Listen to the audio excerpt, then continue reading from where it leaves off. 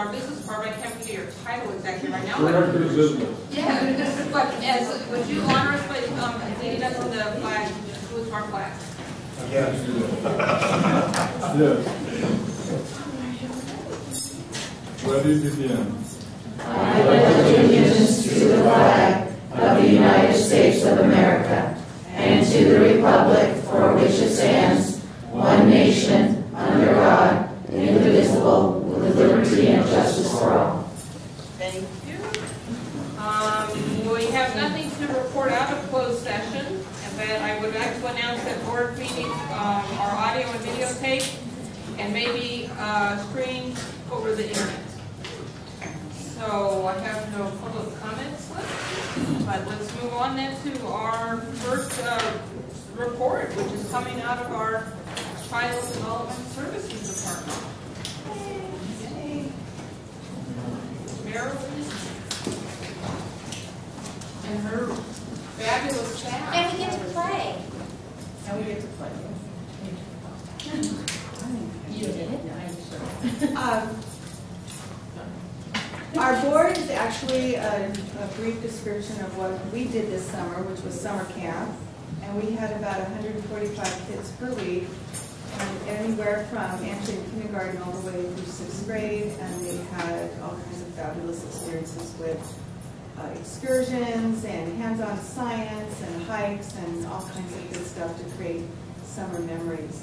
The web on the right, this is Corn Festival. That was a staff training that we held for over 100 staff on the Friday before school started, and a few pictures depicting that exciting time for us too. The whole idea of the Corn Festival is to give staff an idea of the exciting things that they can do on site, and then align it with the content standards. So that was the second half of the training. But what I want to show you tonight is we're really fortunate. We have a fabulous relationship with the Orange County Department of Education and are involved in a lot of projects, all the way from preschool through the after-school grant-funded program. And the video here is a collaboration of the administrators in the county that have provided input into what is quality in early childhood education. And the Packard Foundation gave the county a grant to put together this particular video on high-quality preschool. So that's what we're showing you tonight. But before that, I wanted to introduce Rosalie Martinez. She's our supervisor for preschool. Monique Bossi is the supervisor for the after-school program. Linda Martinez isn't here because she's about to have her baby. Probably within the next hour. We don't know, but very exciting. So, you know, we're keeping the field going with the pregnancies in our department. So anyway,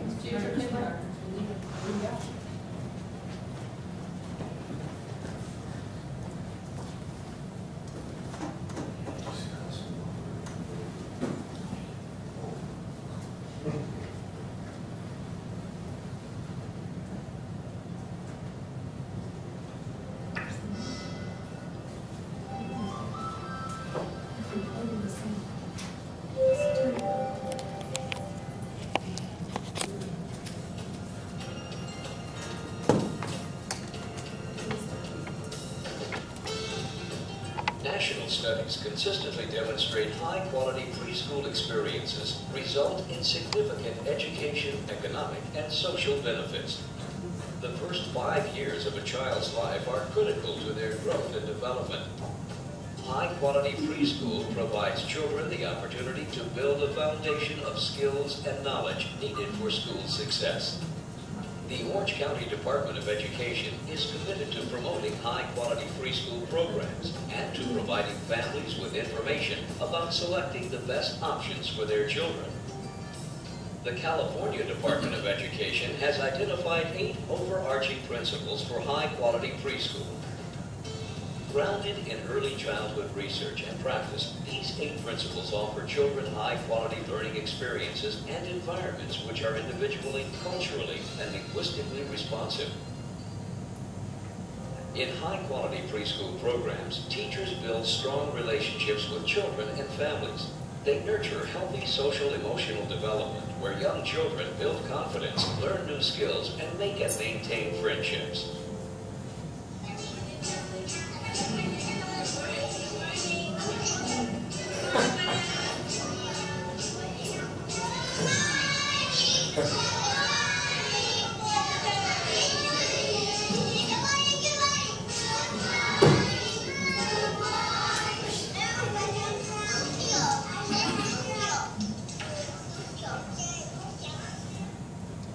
Play is at the heart of high-quality programs where young children explore and engage in the learning process. Play provides the context for thinking, building knowledge, solving problems, and increasing social skills.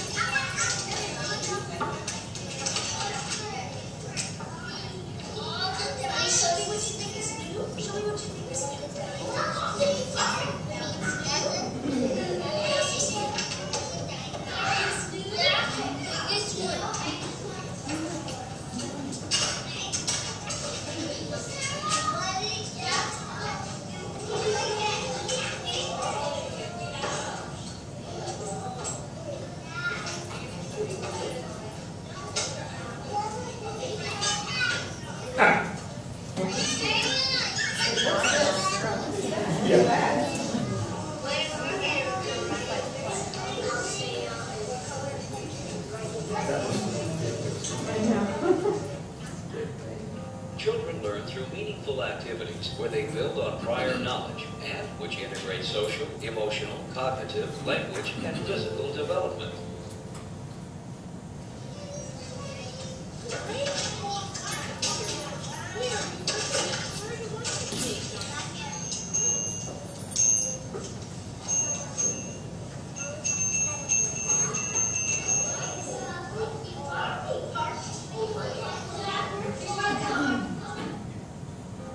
In high-quality programs, teachers understand early learning and plan intentional activities, which supports children's development. I start reading here? No! At the other side! Very good. And then do I read down? No! What happens if I read down? Let's read it. Ready? Good, today, 30, will, about, hour. Huh? Does that make sense? I read from the left across to the right.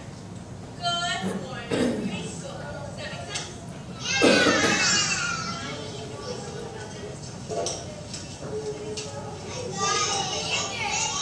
They look bigger.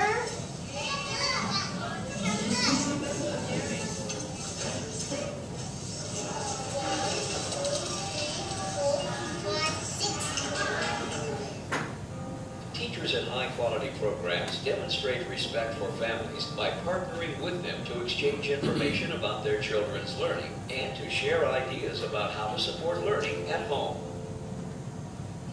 ¿Ok? Y quiero que recuerden de firmar para que ya no tienen que firmar ahora que vayan de salida. ¿Ok?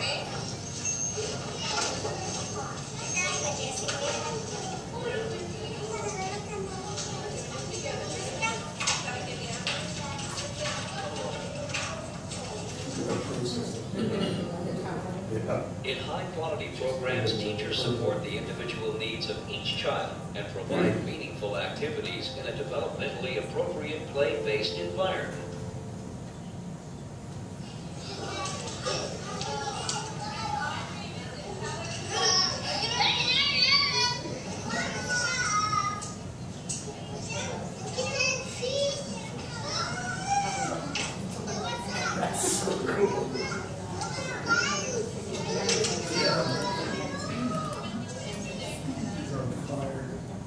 An essential part of a high-quality preschool is creating learning environments which support the beliefs and values of the child's family culture.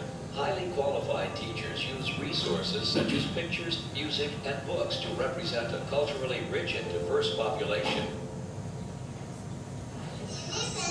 Now we talked about some of us live in a house, some of us live in an apartment, some of us live in a hotel or a motel.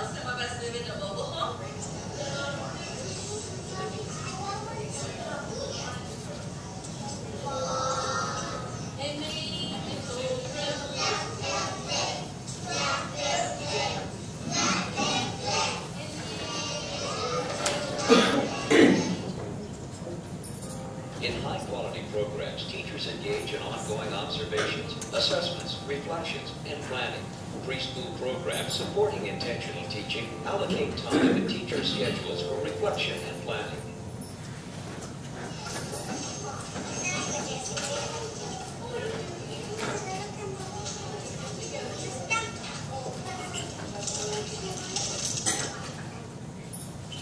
High-quality preschool provides children the opportunity to build a foundation of skills and knowledge needed for school success. With committed partners, young children and their families are assured the opportunity to learn, to succeed, and to thrive. Please join us in supporting high-quality preschool and investing in our children, our schools, and our communities.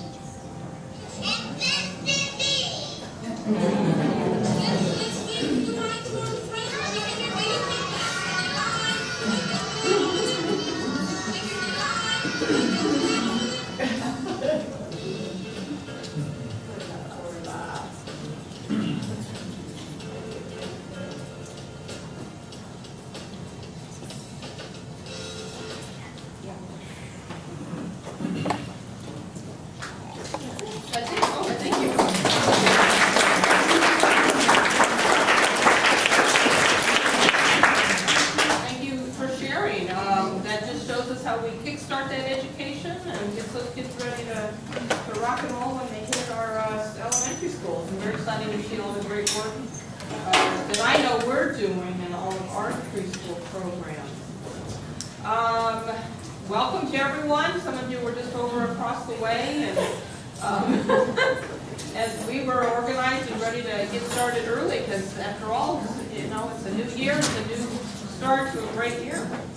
So moving down our agenda, the next thing, superintendent's report. Yeah, really. I know. They just got here. Thank you, Mary Lee. Great presentation.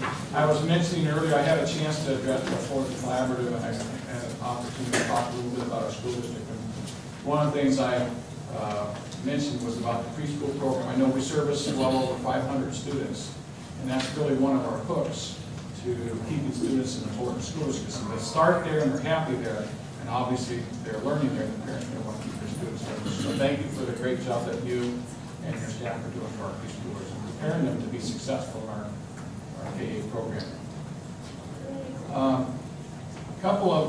Just a couple of things to share. I wanted to report out to the board that we received $3,500 from the Outgam Foundation. That was done, I guess, Becky DeRigo, the services applied for that. So congratulations to her. Actually, what it says that these funds, it is our hope that these funds will assist your organization carrying out its important work. I thought, gee, that's great money for the superintendent to use for some of those things. And I was quickly told, no, hands off. It's really for science kids support refurbishment, because as you know, we use science, we do hands-on science throughout the district. So I tried to snag that money, but was quickly told that's not your money. Becky applied for it, so it goes to the science kid refurbishment. So congratulations to Becky for that. Another one that we received is from the Arnold and Mabel Beckman Foundation. And many of you know that their goal is to stimulate science education reforms so that students will have access to quality science curriculum and materials, and to support teachers in hands-on inquiry-based science instruction. And I just received the letter today. And actually it says it's our pleasure to inform the Fullerton School District that you have received a sustainability grant in the amount of $125,000. And again, the purpose of those dollars is to support our science program. What I wanted to say is a part of the review that they do, they go in and they look how did we use the money from previous years, and I think we were only expecting to get about $84,000, but really because of the great job that's being done through Ed Services and at all of our school sites, they upped it to $125,000. And as I look through the general comments when they do the review of the grant application, their overall opinion is that the Fullerton School District is an outstanding district that really values an exceptional science program, and that the Fullerton School District continues to make excellent progress in the professional development for science teachers and material support, And the other thing they mentioned that is so important is that the strong community support is a key factor in the success of our program. And we do have great community support, especially in organizations such as the Arnold Mabel Beckman Foundation.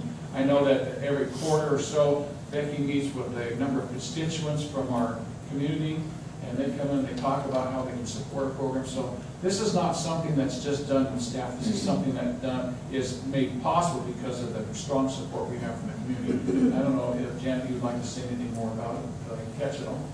Cut it off.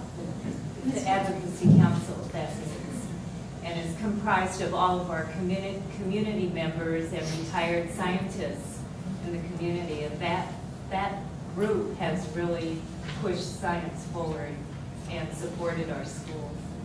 So good. Dr. Hilda, could you send me a copy of that paragraph you read to us? Because the former President Berryman is people coming to one of our dinners from the Tech Foundation. Sure. And I want to share that with him. How about if I just put it in the packet for all the board to send you a copy of the entire letter? Because I just picked and selected little bits and pieces, but. I'll take it. Okay. And then the last thing is we have a star in our presence as far as the district is concerned. I wanted to let you know, board, that we received a letter from Bill Habermill. He says, with great pleasure that I congratulate you and your school on your superstar principal, Mrs. Emmy Flores.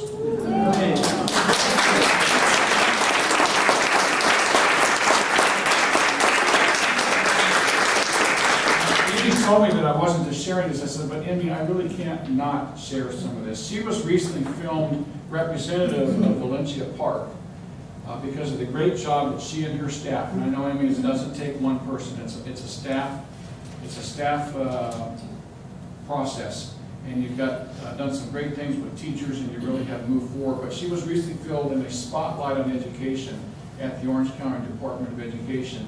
She discussed student achievement and the quality teachers and staff that make Valencia Elementary School a high-quality school with exemplary test scores. And what a tremendous honor it was to have Mrs. Flores on our show.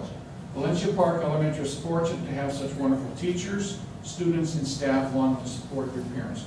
You are truly a one-of-a-kind school and should be proud of your accomplishments. A school of this magnitude speaks highly of your hard work and dedication. Your accomplishments inspire all of us involved in the world of education.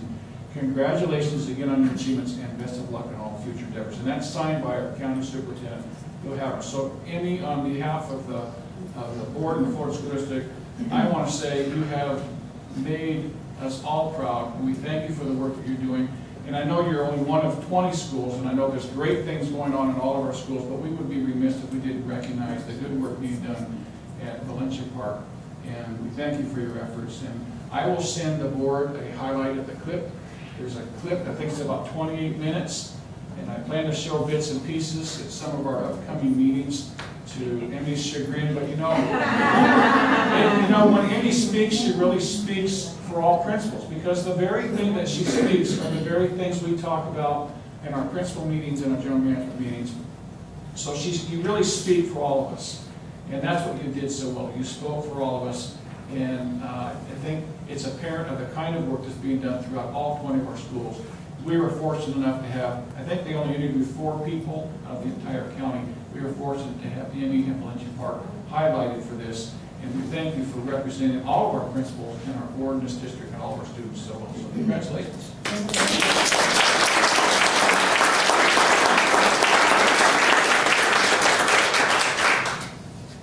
That's my report. Wow, it's going to be very hard to top that. What a great start that is. So again, congratulations to Emmy and Valencia Park, and I know all principals would probably be doing the same thing, representing our district well. So it's exciting that we're getting our name known, which there we do it out there in the community anyway. Moving down, information from the Board of Trustees, and as you notice, we have a new setup here, so we just kind of go down the road. We'll go ahead and start at this far end and move this way maybe this time. We'll mix it up. Good evening. We've had a really nice session with some of the back to school nights. Many of us have been attending, and there's about, well, I have 4 more to attend, so they're still going on. They're very busy. The teachers are busy with the back-to-school nights in full swing.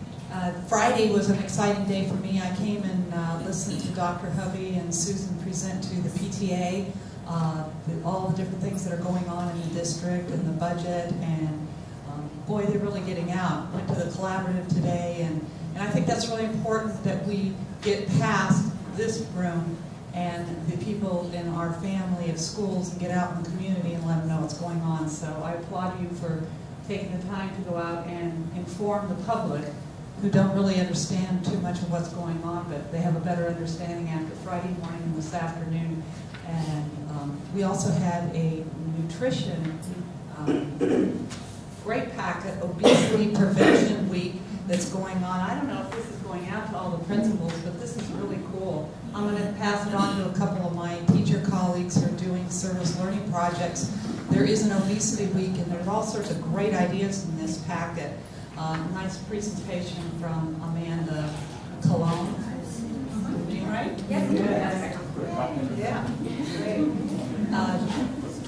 Also, on Friday afternoon, we all attended a board workshop for 4 hours and discussing many different board and district issues. One of where you're seeing the evidence of the seating arrangement. The one event that I attended that everybody wondered what I was doing, I left a board meeting from the hospital that I'm on, and I said, I got to get out of here because I got to go to a corn festival. And they all said, what the heck is a corn festival? And I had no idea what a corn festival was myself. It's part on the board, and Marley, it was, is she here and stuff? Yeah, there you are.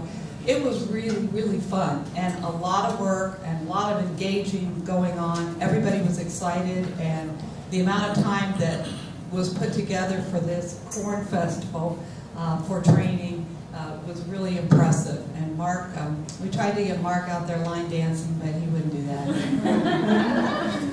So, off to, it's been exciting to visit the schools. Look forward to seeing some more of the back-to-school nights and all the hard work that everybody's doing.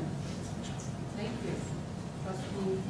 I just want to thank you, Lois, for so graciously hosting me and spending a good hour introducing me to her entire staff at Raymond's Back to School Night. And, she's very proud of her staff, and justifiably so. And it was an impressive evening, and I'm looking forward to, I think I'm doing Laguna and Parks. And I can't remember what I have 3 more. I have 3 more, and I'm looking forward to those. They're on my calendar, though. So that's all I have. Trustee Berryman. I just wanted to give a big welcome back for everybody. It does seem like we've had a meeting, but I don't think we've actually had a meeting in 3 or 4 weeks. So welcome back. It was nice to go out and visit all the schools on the staff's first day back. We hope they appreciated the basket of goodies with no sugar in the cookies, right? Contributing to the Wasn't that generous? They were delicious. I thought they were delicious. Fresh fruit. And the fresh fruit, absolutely. Well, cookies is my priority. Fresh fruit. If I could eat a cookie that doesn't have sugar, I'm all for that one. But just welcome back to everyone. I think we've all had a very busy time coming up and continuing on with our back-to-school nights. And we really do appreciate the fact that we're out there adding another, I wouldn't say obstacle, but just adding another challenge to those back-to-school nights, because I think that those are a lot of times very important for the teachers and the parents. And I always feel a little uncomfortable walking around the schools, because I really think that's a time for staff and teachers to get to know their parents, and their parents to get buy-in on their classes. So thanks to all the schools that have been very open and welcome to all of us for coming.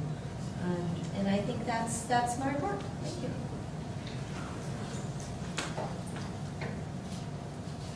Okay, Trustee Sugarman. Gosh, you guys are articulate. Nice. Very nice. Is that anything different than usual? You've covered all my notes. Again, welcome back. I knew you did. Welcome back. It was impressive today to see your new staff everywhere, because we don't have any real newbies coming in. You guys worked really hard to find people who have experience to meet the needs of what Fullerton School District specific schools are, and that was very impressive today. The only thing I would say is, Lynn and I were discussing hiring junior high and high school kids to teach our kids. Very happy looking. No. Food services, I've heard very good things about the current menus, and that's really nice.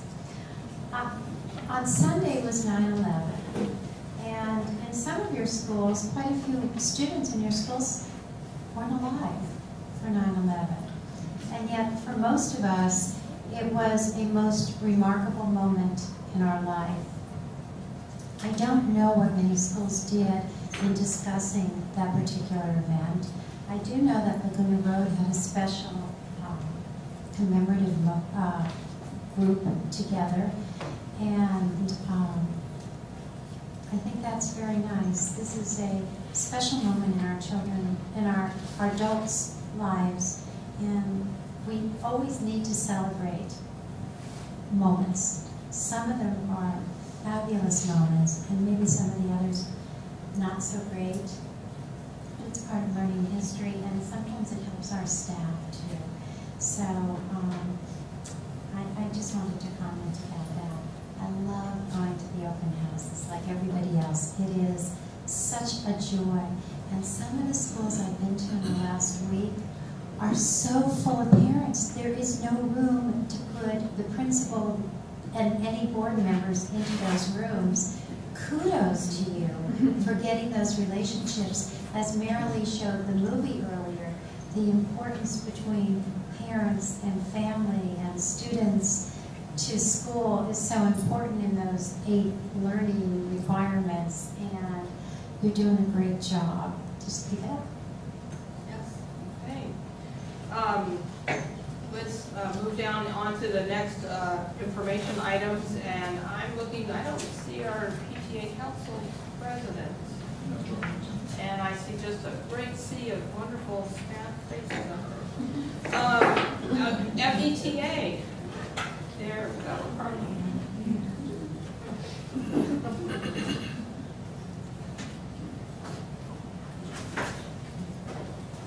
Good evening to everybody. We had our first rep council meeting with all of the representatives from the various school sites, and that's always quite an exciting thing, sets a tone for the entire year. Almost all the schools were represented, and those that weren't, I think I have them now caught up. And so everything is off to a tremendous start. I promised them that I would use my moment here to make an announcement and an advertisement. The Susan G. Komen charity event has changed the way the world views breast cancer. Participants in this event can make a difference by celebrating survivorship, honoring those who may have lost their battle, and most importantly, raise money and awareness of the fight against this life-threatening disease. Being physically active is one of the best things that you can do for your health. Science is now realizing that physical activity lowers the risk of developing or dying from breast cancer. FETA has a team that will participate in the Orange County Race for the Cure on Sunday, September 25th, 2011. The race begins around 9 a.m. or 9:45, depending on your level of racing experience. Vashon Island and Newport Beach will be the venue for this exciting event. There are flyers here, and unfortunately I didn't quite make enough of them, but if anybody is interested, I'll leave them out there in the front on the desk. You can click on the website, and if you want to contribute, the name of the team is FETA 2290. Marcy Fry, one of our district teachers at Rolling Hills, has been our chairperson for the 3rd year in a row.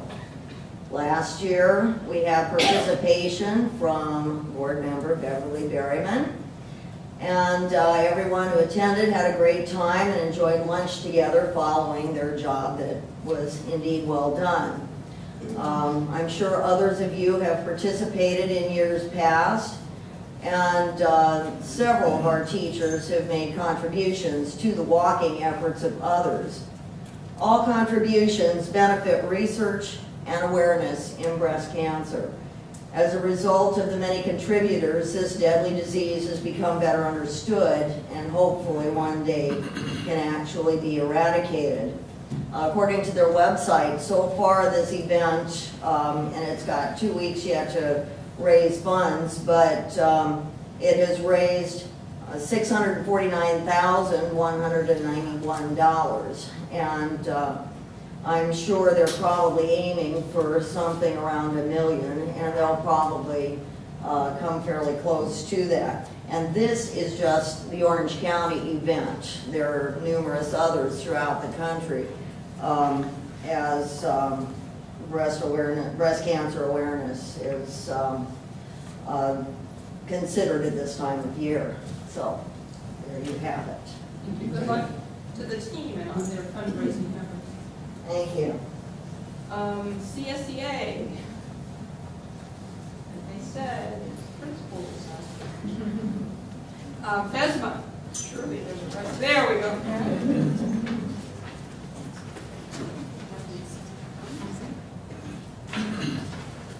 Good evening. Thank you for being here again to help our district. All of you wonderful people there. We are going to, in FESMA, change some of our goals this year to include really celebrations for students. So you're going to receive a flyer that we're going to pass around to you.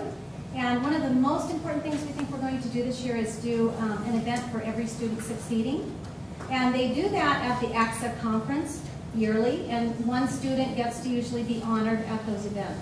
But we would like to increase the community awareness and also support our schools by having each school select a student, and we are going to have a celebration on December 8th and honor those students. So if you would put that on your calendars, it's going to be a great event, and it is going to be at Pacific Drive. This was my little draft that I was fortunate to receive, so we are going to put Pacific Drive on there. We're going to be talking to our principals about that. But I think it's going to be a great event for all of us. And one other thing that we're going to try to do is build some funds to give some scholarships to students that are going on through other educational programs that they may want to pursue. And we are excited about those couple of things that we're going to be working on. And we would also like to thank you very much for the food and the fruit that we received for the beginning of the year. We really appreciate that. I usually buy that my own self. Mr. Hoyt loves to pay. And you know, it really helped. I really appreciate that, and it was great. So there is also a joint dinner coming up in October on the 19th, and that speaker hasn't been announced yet, so I'm not exactly sure what that topic will be, but if you are interested in going to that, it's going to be on the 19th. Yeah. Thank you. It's a different one. That is the same. It's the joint one. It's a joint one. Yeah. Okay. We've already been so busy, but you can continue to keep up with activities on the district by checking out the website where the calendar is. The next item is to approve the minutes. I was not in attendance at the last board meeting. Thank you. You were on Hurricane Watch. But I would entertain a motion to accept the minutes from the meeting of August 23rd. Is there a second? Second. It's been moved to second. Any discussion or corrections or additions? Hearing none, all in favor of approving the minutes, say aye. Aye. Or abstain. All right. The next item is to approve our consent agenda. We have items 1A through 1S. Lots of exciting things happening within the district as we get gear up for another great year. I would entertain a motion to approve the consent agenda. I don't want to pull anything, but I do have questions about three of them. Okay, then I thought we could make a motion and then. So moved. It's been moved. Is there a second? Second. It's been moved and second to accept the consent agenda now. Any questions? I I would like to look at 1K and 1N. Okay, let's start with 1K. I'd like to ask questions on I, J, and N. Did you say? N, okay. I and J. Well, we'll go in numerical order. 1I, we'll start with that. Can somebody tell me how Altered States was chosen, and was there a competitive bidding process? How did that work? Do we know? It's just do nutrition services. I love that. Yeah, we did not go into a competitive bid on that. We knew of that vendor through some work they'd done for other food services departments, and Amanda worked with Ted on that, and Ted kind of vetted them for us, and so we thought the price was reasonable for the work that was going to be done. Are they adding a lot of functionality, or is it mostly look? It should be both. So we're going to try that out as a small part, and then maybe other departments might want to use them, but this is like a nice small test case we feel that we can start with. Because I'm sure you've gone on there and seen that the food service is just like a list of information. There's no functionality right now, so. Okay. And the price on this, I think, is very, very, very competitive, because I know what District PTA is looking at doing something similar to this right now, and their bids are coming in way, way higher. In fact, I kind of referred this name on, so. Well, it depends, was it 2,300, right? Yep. It depends on what they're doing. Right. Yeah. You can, okay. We'll see what they do with the $2,300. Yeah, it'll be exciting. 1J. I read the summary document, and I was confused about. I didn't bring my computer there. Sorry. I got it. Here we go. Why does this list say that the destruction date was in prior years? Is it the original destruction date? It just says destruction date in its prior years. So that means we went through the warehouse, and some of the boxes evidently we missed in prior years. So now we're going to pick them up now and destroy them. So you mean they were supposed to be destroyed then? They could have been destroyed. They could have been destroyed. Okay. Can I ask a question on this one? Sure.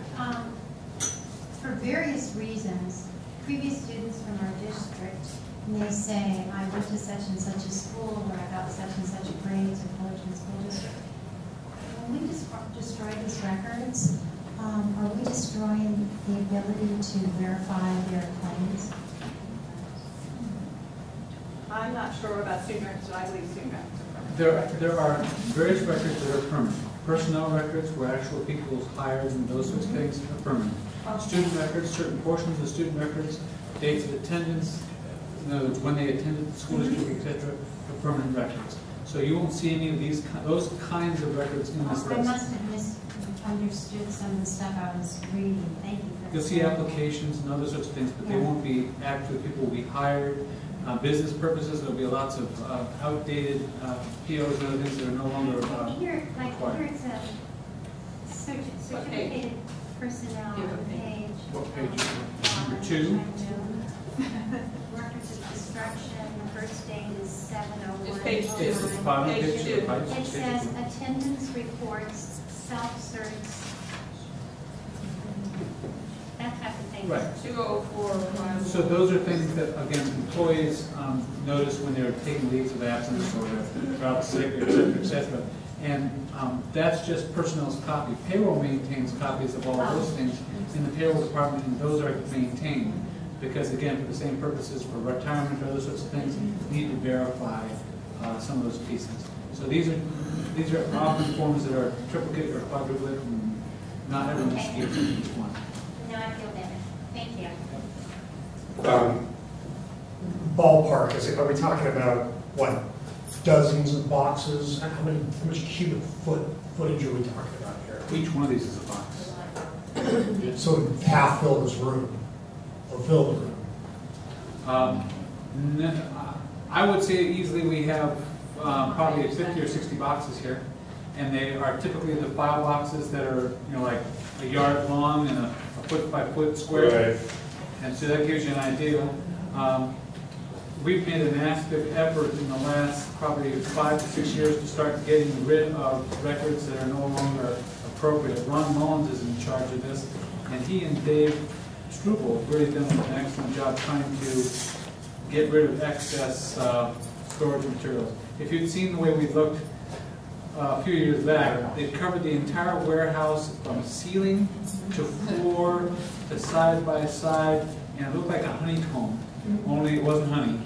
And we also had 3 or 4 sea containers, as well as 2 pallet lifts full of these boxes. Is there a price tag here? I don't think it's a price tag. Do you have any idea what this is going to cost? I have no idea. Yeah, I do not have costs. I can find that out to you. It didn't look like it was a contract to do it, it was just the authorization to start bidding. The contract to do it should probably be on the agenda, or it's a PO. So we'll approve doing this before you do it? Actually, I think we have an open PO. Yeah. Probably just right record. I'll find out about that. Last question. Are you aware of any districts that scan virtually all of their documents of this kind and store them, or do no districts store this sort of documentation? Which is to say, do you know of any districts that when they get this stuff, they scan it and throw the stuff away immediately or shred it in real time? In all the districts I've ever audited, I am not aware of that, because it would just take so much time. Yeah. And so many of these forms are special size, so it's not even something you could just throw in the machine and hit the button. We used to, in the old days, we used to microfiche a lot of stuff, and we've even gone away from that. So for all of you who've been doing this forever, do you ever recall needing an old document that was gone and you were bummed that it was gone? Every once in a while, we have to go back and pull old payroll records, right? See what you say for retirement purposes, or IRS, but even IRS only goes back 20 years. Yeah, we've had moments where things, and because this school district is not exactly a brand new school district, we have records that go back to Sure. I just get nervous when we start destroying documents. It makes me nervous. So we have, for example, in child welfare and attendance, we've started scanning documents for this purpose, because electronic scanning is much easier to do than storing some of them. But it's difficult to go back and do historicals. So basically, we've not done any historical scanning.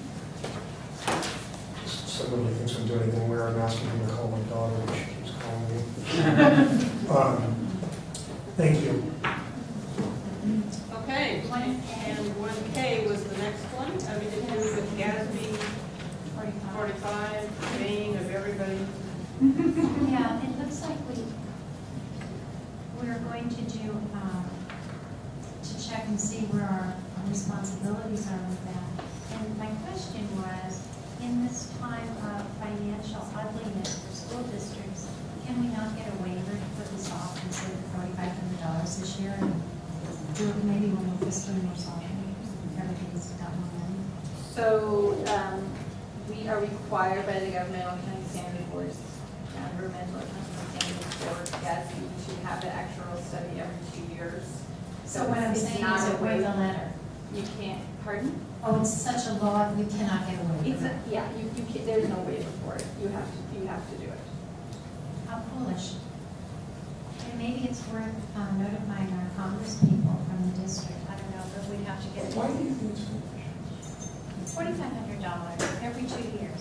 It's not going to change that dramatically every 2 Well, years. but the point of this is to inform everybody, the electorate, taxpayers, of our pension liability. Right.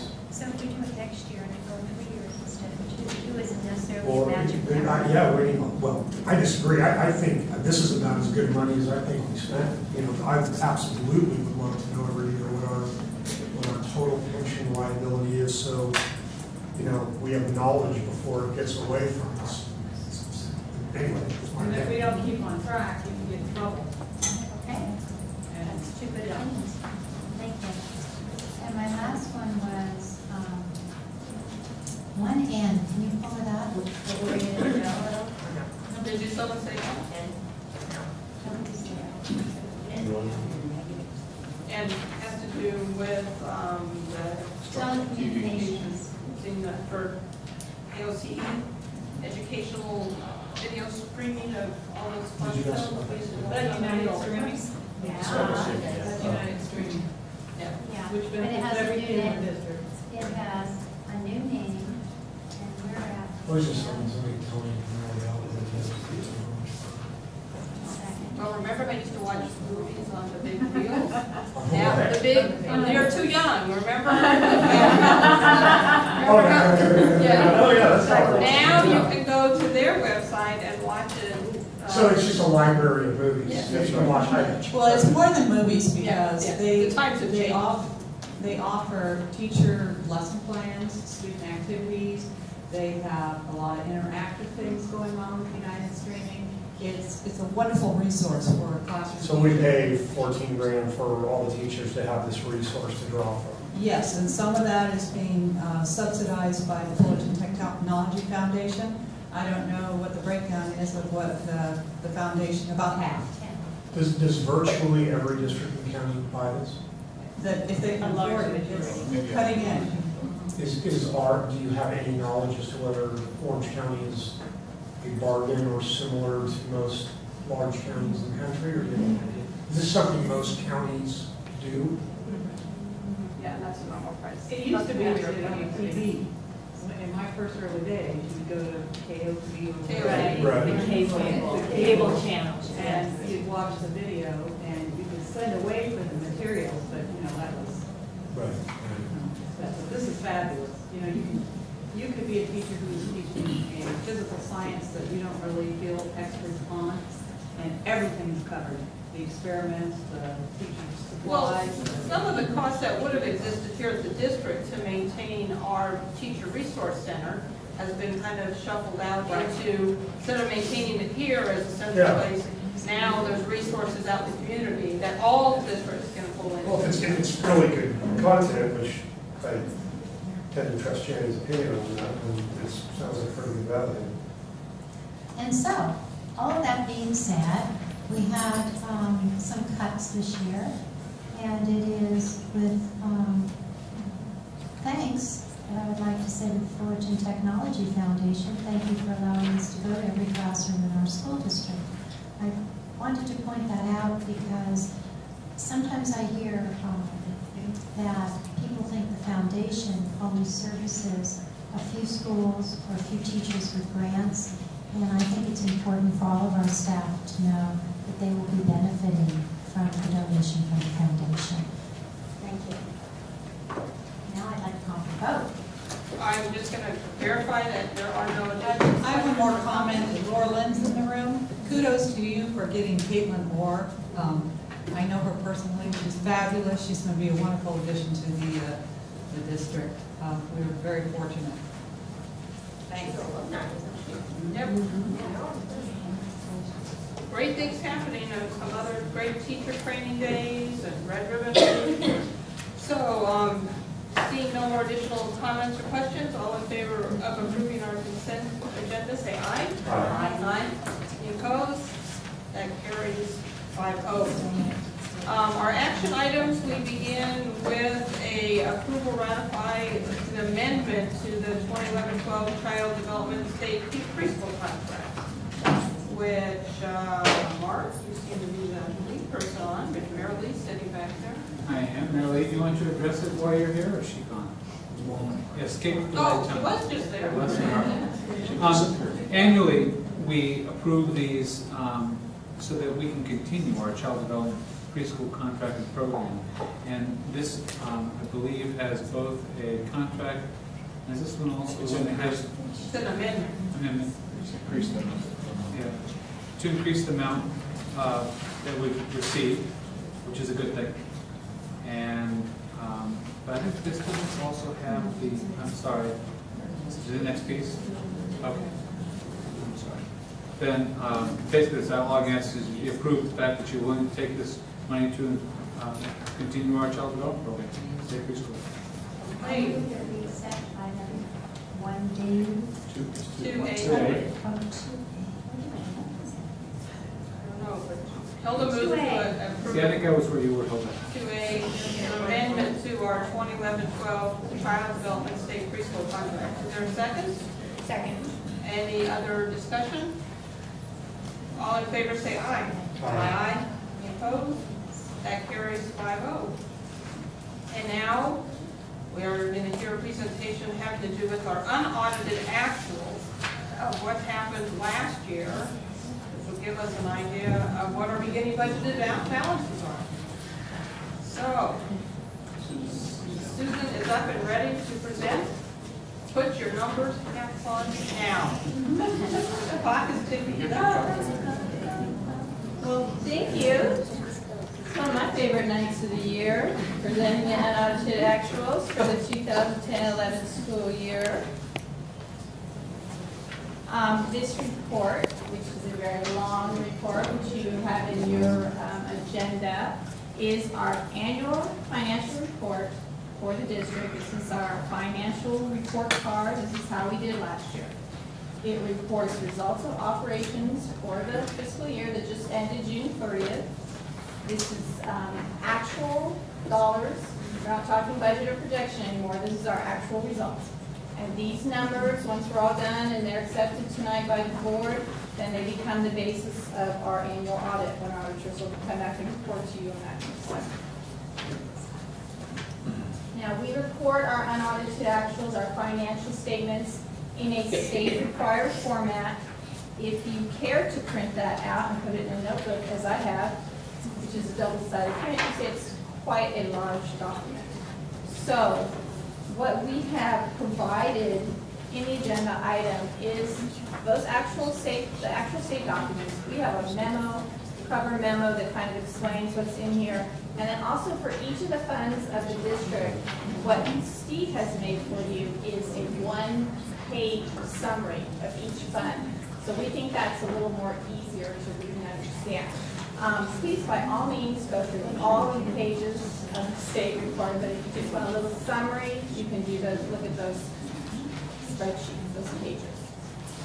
Now, unaudited actuals do, as I said, detail all of our financial results. There's a lot of other information in the back of that report. Set information on attendance, revenue limit, bonded indebtedness, long-term debt, categorical programs. You can see there's a big list up there. A lot of those reports come out or are generated automatically through the data that comes through our standardized account code structure. But a lot of those reports we have to do ourselves too. So there's, again, a lot of data in there.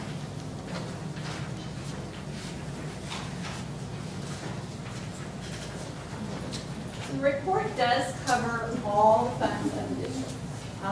Here in Fullerton, we have a general fund and then 11 other specialized funds. The definition of general fund is general fund records all the financial transactions of the district that are not required by law to be recorded in another specialized fund. So obviously that's our biggest fund in the district. We do have 11 specialized funds such as child development, urban maintenance, on interest and redemption. You can go through and see all of those other different funds that we have. And those are all required by the state. We also have 2 account groups in the district. We, as a governmental agency, keep our books on the governmental gas that we were talking about before. So that's governmental basis of accounting, which means which was a modified accrual basis, which means we only really book current accounts receivable and current accounts payable. We don't do long-term assets and liabilities such as you would find in a regular for-profit business. So we record our assets, fixed assets in a fixed asset account group. That would be all our buildings, land, etc. And then all of our debt we put in a long-term debt group of accounts. That we report on our form too. Now when the auditors come back, they put all of that together, push it all together in a big financial statement. But for our purposes and for the state, we do all this one separately. Okay, tonight I'm really just going to talk about the general fund. You have all those other funds in there, but let's start with the general fund. Totals for the year, we like to look at a comparison of the prior year and the current year. So this is the year ended June 30th, 2010. versus 2011. In 2010, we had revenues of $98.117 million, expenditures $99.709. So we had a deficit spending of last year, fiscal year, $1.592 million. And then you see the ending fund balance just shy of $15 million. For 2011, we had revenues just over $100 million, expenditures $97.933. We had an increase in our fund balance, $2.844 million, and then the ending fund balance of $17,838,000. So obviously it's good to have net income, that's where we want to be, not deficit spending. We had a good year last year. Let's break that down a little bit. This chart here shows all the general fund revenues. Obviously, the vast majority of our revenues come from our revenue limit, which is just our base revenue limit, which everyone knows here is based upon our ADA, average daily attendance. You can see that it increased from 10 to the blue bar to fiscal 2011. That increase is almost totally made up of, because if you'll remember way back in 2010, we had a one-time $250 per student cut. That was restored in 2011, so that's the big, you will see that's like about a $4 million increase. That's the majority of that increase. There is some of that increase is also made up of, we did have an increase in ADA last year. The stimulus money included in that? The stimulus money was mostly received in 2010. It's in the federal, but then it also got spread out over a couple of years. So you can see in the federal, the next bar, which button there? This year's being quiet. There we go. Sorry, Pat. Lazy. Okay. So your stimulus money is down here. But we got most of it this year, but then we also got some in the next year too. So it's kind of going over the years. Okay, so for expenditures, you can see it actually had an increase. I mean, that's why we had a net deficit in 2010. We had net income in 2011, basically because our revenues went up and our expenditures went down. And that's a good thing. So you can see here, obviously, the vast majority of our expenses, portion of our expenses in the general fund is salaries and benefits. Our percent here, that's about 87.5%. For 910 is the last year. We have statewide average. The statewide average for elementary school districts is 90%. And as I said, we're at 87.5. So that's very comparable. The reason why salaries went down in 2011 is due to the furlough days. And then you also we took like a half-year break from our stepping column. And we also increased in class size and reduced teachers. So all of those things together reduce those. If you had the 2012 laid on there for the budget, it goes back up because we put the furloughs back. The other expenses are pretty comparable. There's not big differences there. So putting that all together, we also like to look at the actuals versus the estimated. So we came to you, we came to you in June and said we project that the change in the unrestricted fund balance was going to be a positive $604,000. It actually came in $2.874 million. We also projected in June a restricted fund balance spending down of previous year's balances, $724,000. That was only actually $30,000. So again, when we came to you in June with our estimated actuals, we thought we were going to have about $120,000 loss. We actually came in 2.844 to the good. What do you attribute the difference? Let's go to the next slide. Okay. So the biggest part of that change, that increase, yeah. You see, I mean, really most of the restricted fund balances, basically, restricted fund balances, restricted funds, we usually budget to spend everything, and we don't spend everything. So that's why you're always going to have a positive variance in restricted fund. On your unrestricted fund, this difference here, this 2.2 million, the biggest part of that was encroachment. So encroachment was almost $900,000 to the good, less than what we had expected.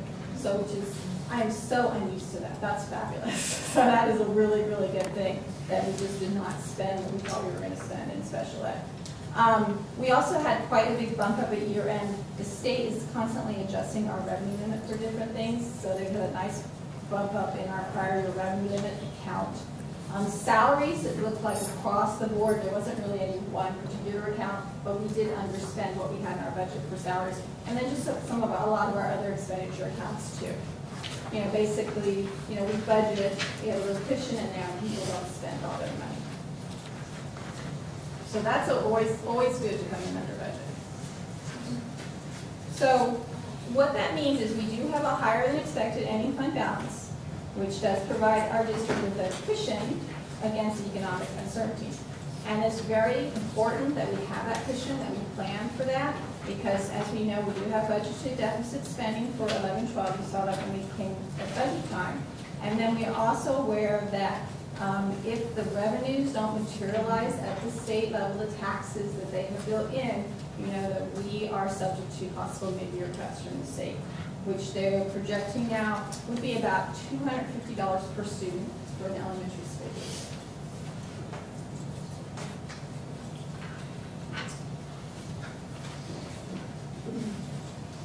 So again, the total general fund ending fund balance at the estimated actuals, we were projecting 14.874. The actuals came in at 17.838 million.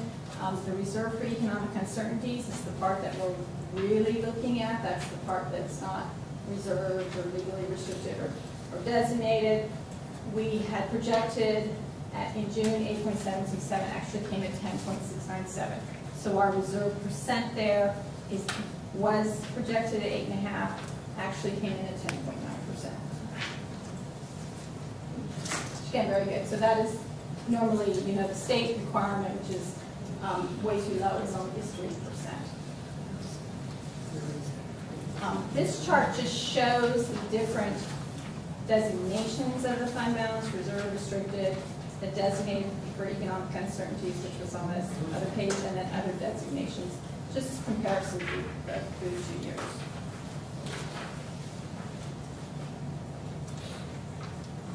And again, just one more slide to show, this is a projection slide, because just to keep in the back of our mind, I mean, it's great that we do have this large ending fund balance, or relatively large. To some people, that's not, 10% is not a large fund balance. Big. Some districts have 15 or 20%. But to us, that's good. Well, you know, 10% is good. So, but again, we are deficit spending, we know out in our out years, so that will be, as our projection shows now, going down. So that's why it's really important to have that balance.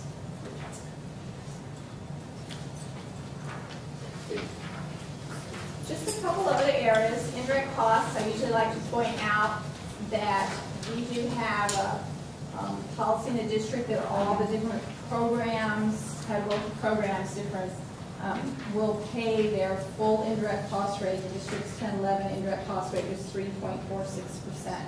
So that they pay into the unrestricted general fund. So child development fund paid in $94,170, nutrition services $49,469, and all the other categorical programs $475,531. So total from all these different programs into the general fund $619,000. Also like to talk about encroachment or contributions, is what the state calls those. We had special education total encroachment last year, $4 million. Routine repair and maintenance transfer, that's the 3% transfer that we have to make into for our just basic routine repair and maintenance, $1,881,000, and then transportation of $769,000. So total just under $6.7 million. You know what? In our more specific things you gave us, it showed that we were spending on each special ed child $14,265. And I just thought people would like to think about that. It's more than twice the revenue we get for each child. That is correct. And in transportation for our special needs students, page 260, the agenda there, for our non-special day students, it costs us $1,700 a year for transportation. And for our special needs students, it costs about just under $10,000 a year. So I had a question on this transportation issue, and I'm not sure the law. Are we charging our non-special ed students the full cost of $1,700 for transportation a year? No. Okay. The amount that we're charging them, do we charge our special ed children for equity? No, because if special education is required or written out in the student's IEP, we must provide it. So at a cost of about $10,000 a student, which sounds very high, but that is, I would say, from my other district, I think it was more like $12,000 a student. So it is a high cost, and but we do have to provide that free of charge. Did you want to say? One of the challenges of charging the full amount is because that's one of the things I asked when I first came in, why are we not charging more?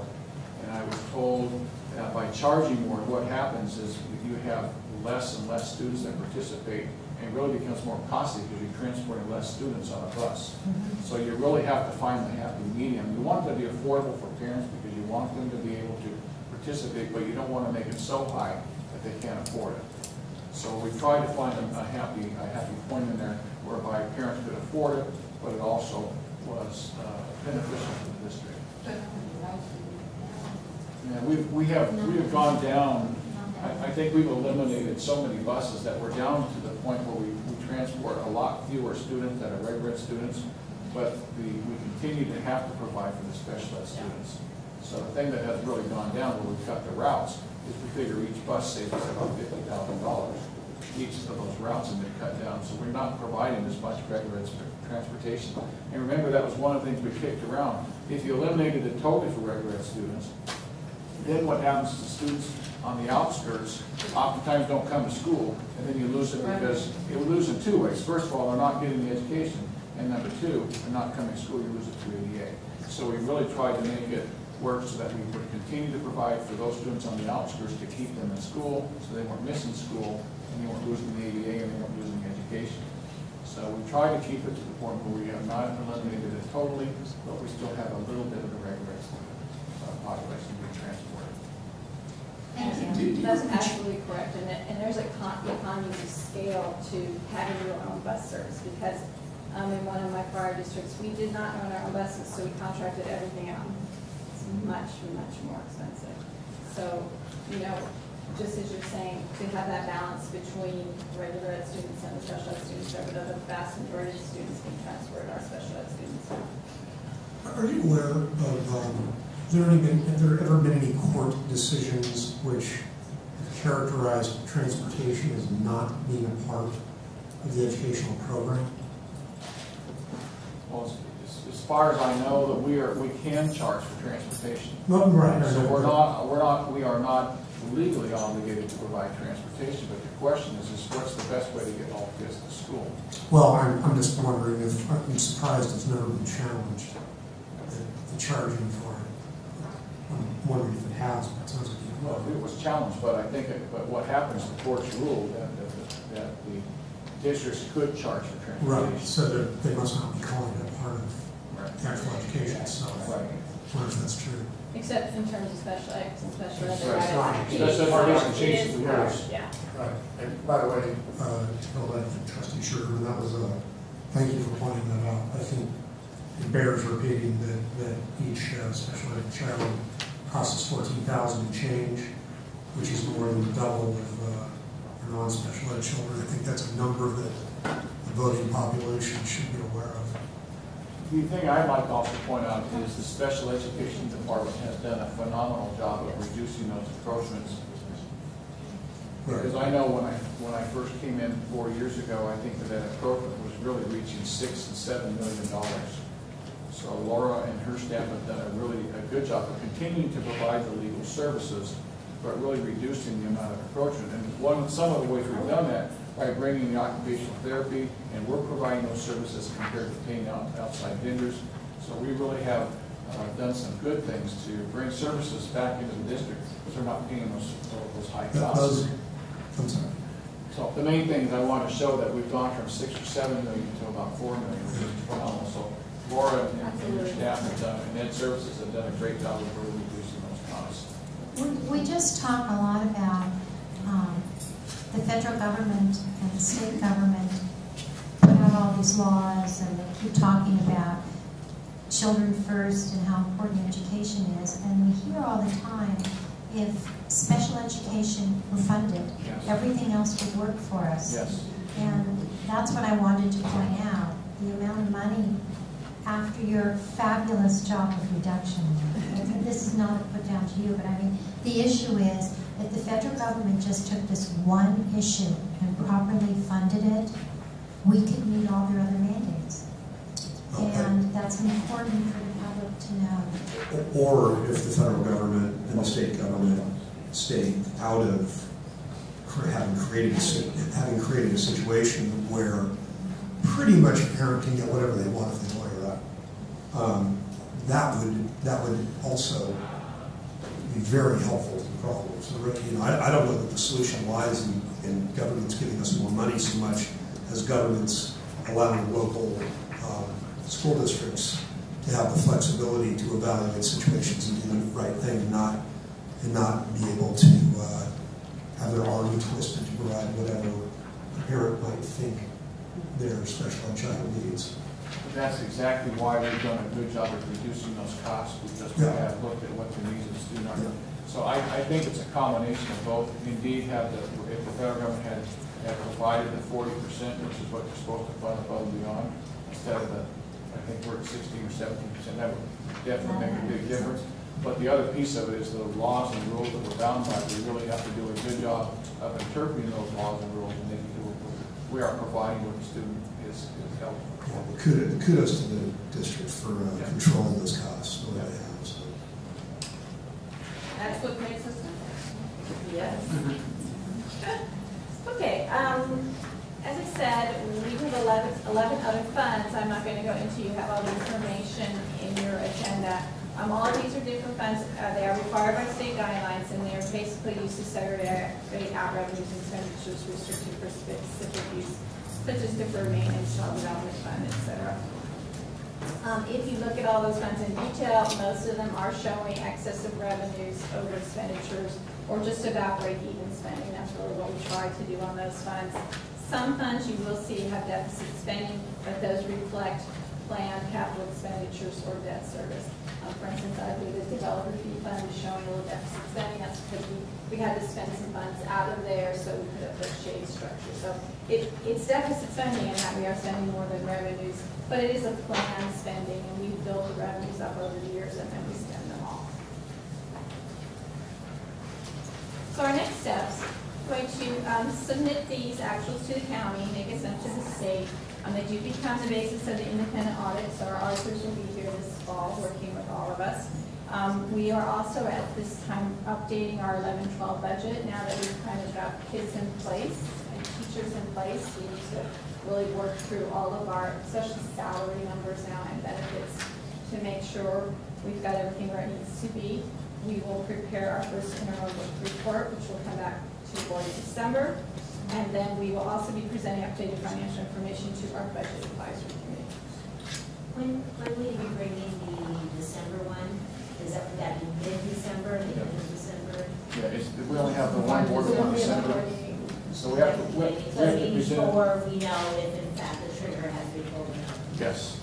Yeah. We have to present it back to the county by December 15th, so it'll be the one board in December. So I'm happy to answer any questions, and I did mention Steve Miller's our fiscal director, and he is instrumental in putting all of this together. He's a fabulous job, and he's been on the job Is he the guy with the calculator? a month longer than me. So, yeah, he is one with the calculator, so in that one. And you're the one with the question mark? Yeah. So I do want to thank him and Becky Silva and all of our accounting staff, we have a wonderful staff. A great presentation. I just want to make a comment. We talk about deficit spending as though, you know, yes, it was planned deficit spending, and I would certainly acknowledge that thought went into the deficit spending, but you know the good feeling that all of us get as we look at fund balances that are higher than anticipated, and that sense that we're being responsible and, you know, protecting children, protecting taxpayers, that is negatively impacted for me by the fact that we deficit spent. And I just want to take the opportunity, because several people have kind of justified the deficit spending. I think we made a significant, if not grievous, error in deficit spending and declining economy, and I hope we don't do it next year. But I think we need to spend less than we bring in, period. So I hope that's what this board does next year.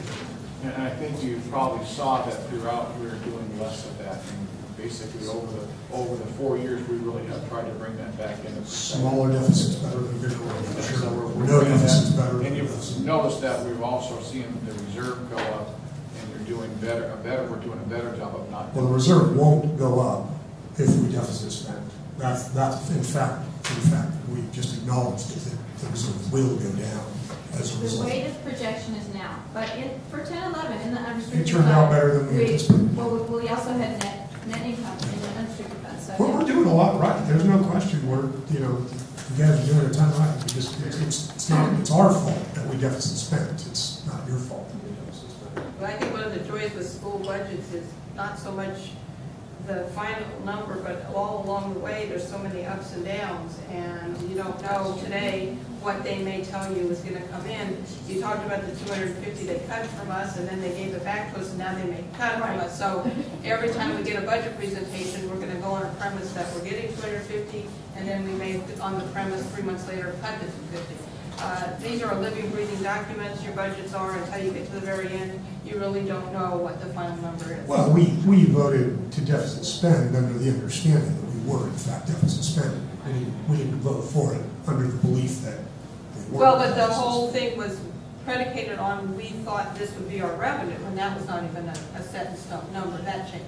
So. Well, okay. At a point, we did make a decision to deficit spend, regardless of outcome. True, but as I point out, there's a constant to this number.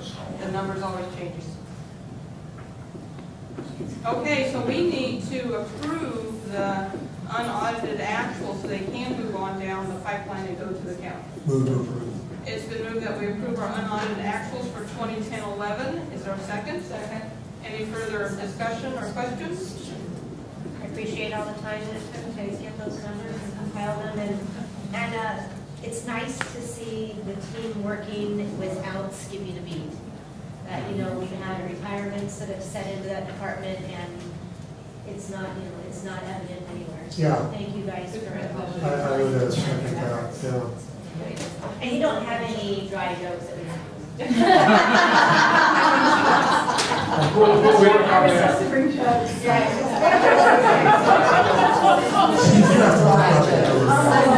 Scary to send you here. You can just sit here and do your opening. So on that note, all in favor of approving our unaudited actuals, say aye. Aye. Opposed? Motion carries 5-0. 2C has to do with our recalculation of the 2010-11 appropriations limit and establishing the 2011-12 estimated appropriations limit.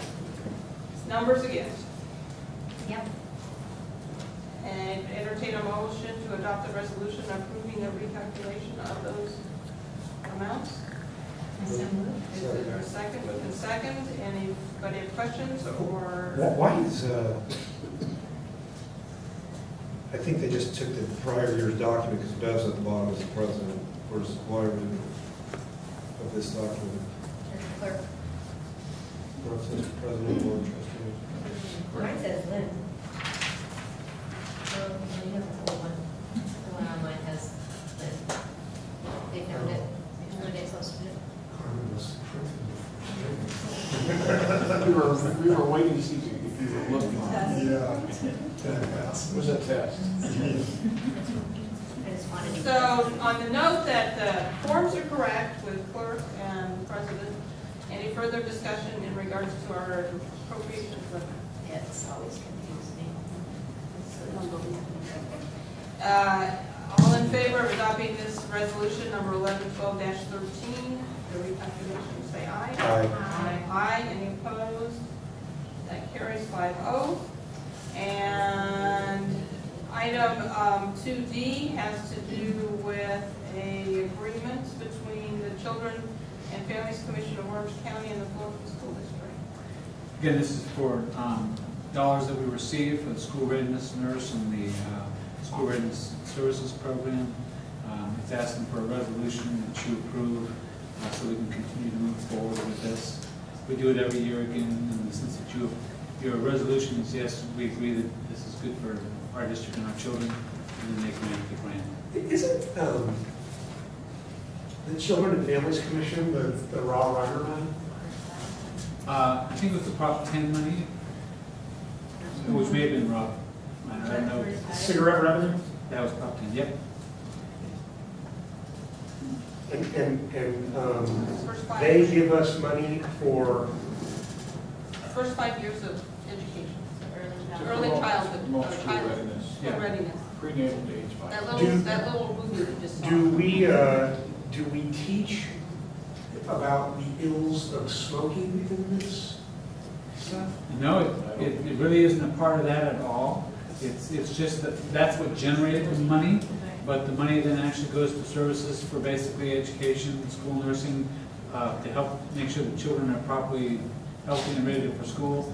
But we don't have any kind of content that I know of at all that addresses smoking or the ills of smoking. They say shouldn't start until they're 6.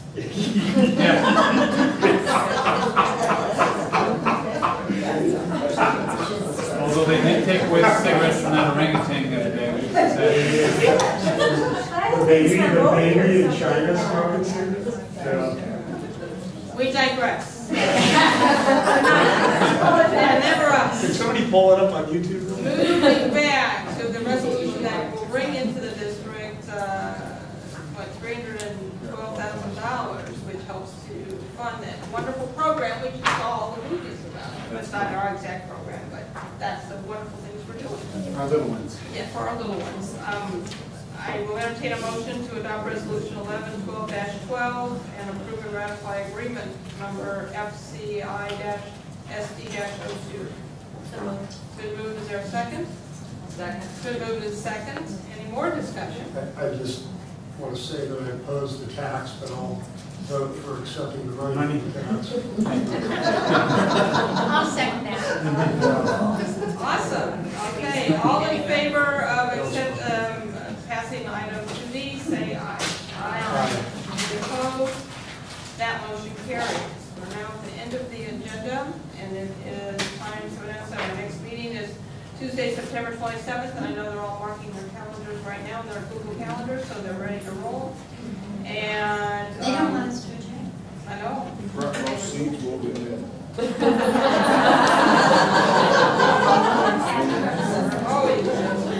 Thanks, Vanna. And this is the time we ask board members if you would like to request information and possible future agenda items. I have a request for a future agenda item. I am a believer in the statistic that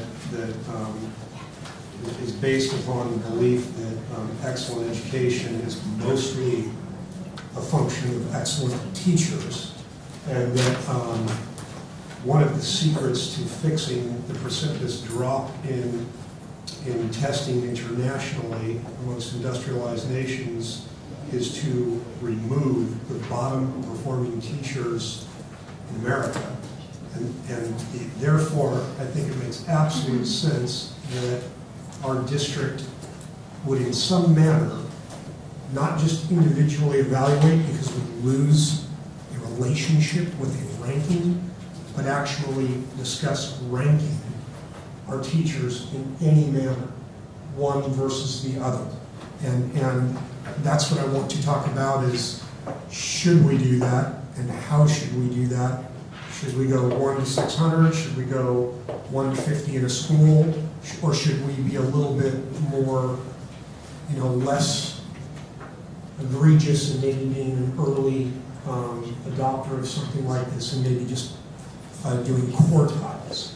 I actually, if it were legal, it's probably not, would be interested in discussing whether we could do something like that without releasing the data to the public, although I don't see how that would be possible. Not that that would be my choice, but if that made the board more inclined to rank the teachers so that we could at least see what the reality of that was, I would be open to discussing that to get it done. So I would ask for a second, and it's simply agendizing a discussion on the concept of ranking, not evaluating as individuals, but ranking our teachers. Wow. Thank you very much. I mean, it's a discussion, right? I don't have a motion to rank. I would like to debate / discuss the wisdom and benefit of doing that. And my recommendation would be to have staff, come to us with, even if it was, we don't recommend you do this, but if you are going to do it, this is how we would recommend approaching it. But I'm not talking about giving each person an A, B, C, or 1, 2, 3, 4, 5. I'm talking about literally saying this person or these people are generally more effective teachers than these. Which is to say, if you have the ability, if you had to get rid of one, you would get rid of one that is lower than one that was higher if you had that ability. And I would be quite frank, I would love to be able to say to the community, our board believes in this. We have ranked them. When it comes time to laying off, if we ever have to, we would choose the bottom. We can't because of these laws, but I think it would be very valuable to the voters of Fullerton and the Fullerton community to know that we have a top and we have a bottom. I think it's the elephant in the room in public education that isn't discussed by school boards. And I would like for our community, our parents, our teachers, our staff, God above, to know that we understand we have really good ones, we have middle ones, and we have some bad ones. So that's what I'd like to discuss. Well, we can receive the second, so I'll direct the superintendent to look into the. We have to vote on it? No, it's a second. I also have one that is not as, probably as much of a debate as yours. I would like to, and I think I brought this up before, but and we were possibly going to discuss it in our last board workshop, and we didn't get there. I would like to discuss as a board the possibility of videotaping our own meetings. Not that I don't love seeing you here every week, but I would like the ability to have control over that video, as opposed to having it on a website that I personally really love. So I just like to have control over it. I would just like to say I would like to bring that up as a board, and I do know that it costs money, and I do understand that, but unless we put it on the agenda, we can never actually talk about it. So I would definitely like to talk about it. Great idea. Would that second? I second. You can second. Okay, 2 items, the cost to put a video. Or the ability, Yeah, my understanding is not necessarily just the cost, but are we looking at the benefits of it, or? I'm looking at how we can maybe put it on our website, but we can videotape it ourselves. It doesn't have to be glamorous. Or stream it. Stream it, put it on our website, and then when people actually want to go see something that happened at a board meeting, instead of going on to a blog and linking it, they can actually go onto our website and get it from our own website.